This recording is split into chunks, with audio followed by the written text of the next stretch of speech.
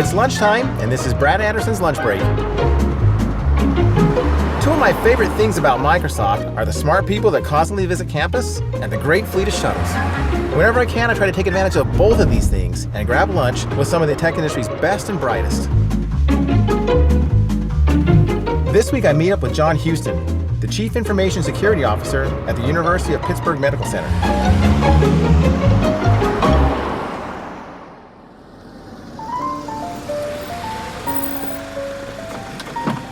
John, how you doing? What happened to the Ferrari? Yeah, I know that you are like a race car guy at heart, so I wanted to do something a little different, and I could have caught an Uber, yeah, So, University of Pittsburgh Medical Center. Yep, UPMC. Right? Yep. And that's located in Atlanta? Pittsburgh, Okay, Pennsylvania. Top 10 medical centers in the world. Yep. 60,000 employees, 30 hospitals, 5,000 beds. Yep. And you must be busy. We are, and we're growing. Great place to work. Been there for a long time. How long you been there? Been there for about 20 years. Wow. As I think about like some of these, we call them bellwether industries, and when I see financial, healthcare, two specific ones, going to a new kind of a technology or to a kind of a once in a generation shift like the cloud, I know that we have addressed, the concerns around security, et cetera, et cetera.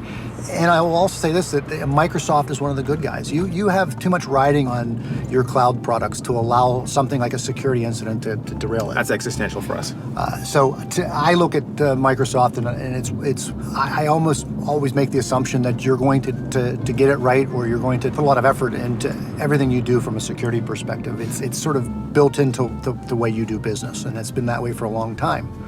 It doesn't mean you're not a big target, but you take it seriously. But unfortunately, that can't be said for everybody. There are a lot of cloud apps that are being developed by small startup companies, niche products, niche areas.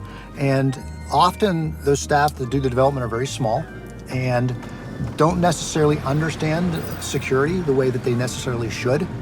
Or when having to make the decision about building in more features and functions into their software, versus the fundamentals. For the fundamentals like security, they're going to opt to put more features. Sure.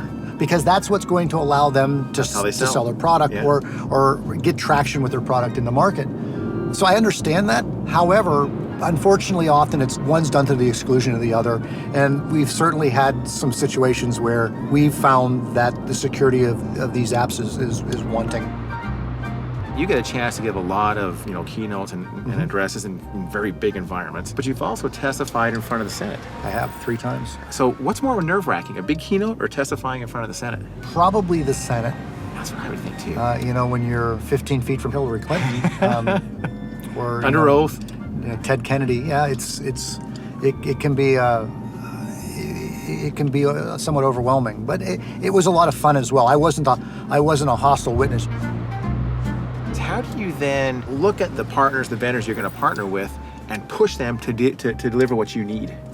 Well, that's hard, because often the time between you think you need something and when they can provide it is necessarily too short. You sort of have to hope that the market either stays up with the threats as they occur, because otherwise I think you're going to always be reacting to the threat. I contend that I have to look at my portfolio of tools almost constantly.